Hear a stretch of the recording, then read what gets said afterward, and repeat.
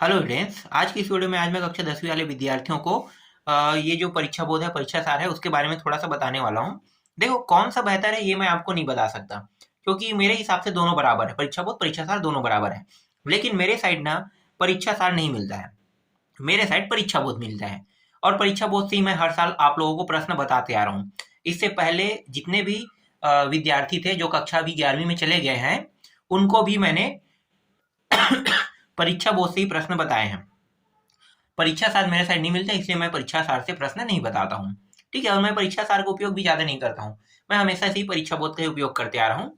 और मैं जो भी प्रश्न आप लोगों को बताया हूँ, जो अभी 11वीं में गए हैं वो सभी जानते हैं।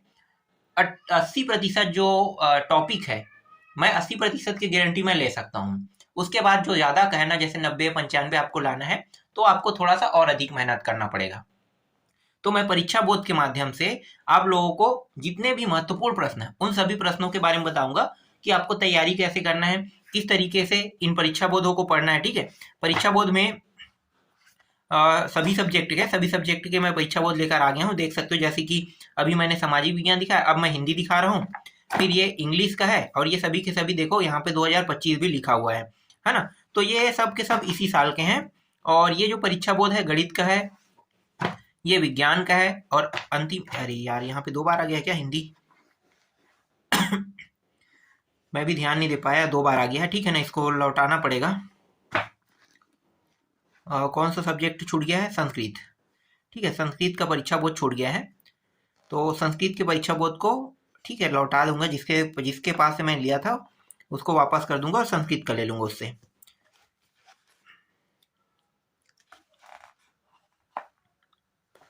ठीक है, चलो ठीक, 5 सब्जेक्ट है मेरे पास। और मैं आप लोगों को इसी से ही जितने भी महत्वपूर्ण प्रश्न है वो सारे प्रश्न मैं बताऊंगा। और जितने भी मतलब महत्वपूर्ण प्रश्न है, समझो कि आपका 80% एकदम मेरी ओर से आपका फिक्स रहेगा। बस आप लोगों को जो जो प्रश्न बताया जाएगा वो सारे प्रश्नों की अच्छी सी तैयारी करना है। और सबसे मुख्य बात, देखो, अब आपका अर्धवार्षिक पेपर तो खत्म हो चुका है। अब सिर्फ आपका बचा है वार्षिक पेपर। कई जगह प्री बोर्ड भी होगा, बहुत कम चांस है प्री बोर्ड के, लेकिन वार्षिक पेपर होगा। तो वार्षिक पेपर के हिसाब से आपको तैयारी करना है। तो अभी से अब स्टार्ट कर दो, क्योंकि 1 मार्च से आप लोगों का पेपर स्टार्ट हो जाएगा। तो 1 मार्च से पेपर है, मतलब आपके पास समय कितना है? 2 महीना। और 2 महीना भी बहुत होता है। अब 2 महीना भी नहीं है, और दिन के हिसाब से गिनोगे कम होगा। 1 महीना भी मैं बहुत मानता हूँ। 1 महीना में हर एक बुक को कम से कम, अब 30 दिन होते हैं, 30 दिन को डिवाइड कर लो 6 से, तो कितना होगा? 6 क्यों, 5 5 दिन, है ना। तो 5 दिन, अगर एक बुक को 1 महीने 5 दिन पढ़ो, मतलब ये बुक को नहीं पढ़ना है, इस परीक्षा बोध को 5 बार पढ़ो। 5 दिन में 5 बार पढ़ो, 5 5 बार पढ़ो।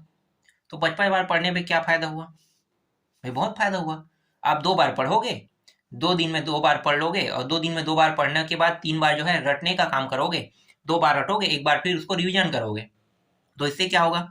आपकी तैयारी जो है वो कंठस्थ हो जाएगा। और पेपर के समय आपके पास फिर 2 दिन का समय रहता है। उन 2 दिनों के समय में उसको फिर से पढ़ लो। और ज्यादातर जो मैं प्रश्न बताऊंगा उसको आपको पढ़ना ही है, क्योंकि वही सारे प्रश्न एग्जाम में आएंगे। तो इसलिए जो मेरे द्वारा जितना भी प्रश्न आप लोगों को बताया जाएगा, वो सारे प्रश्न जितना अच्छे तरीके से आप पढ़ सकते हो उतना अच्छे तरीके से पढ़ना। ठीक है, और मैं आप लोगों को इसके ब्लूप्रिंट और सारे चीजों को बता दूंगा कि किस तरीके से प्रश्न आता है, कैसे आपको पढ़ना है, वो हर एक डिटेल मैं हर एक वीडियो के माध्यम से बताते चलूंगा। और मैं सारे प्रश्नों को पहले टिक करवाऊंगा आप लोगों को कि ये प्रश्न आपको पढ़ना है, इस अध्याय से ये प्रश्न पढ़ना है, इस तरीके से मैं टिक करा दूंगा। तो आप लोगों के पास भी परीक्षा बोध परीक्षा सार तो होगा। परीक्षा सार में परीक्षा बोध के कुछ प्रश्न नहीं मिलते हैं, लेकिन लगभग लगभग उसमें कुछ टॉपिक होंगे, वो मिल जाएगा।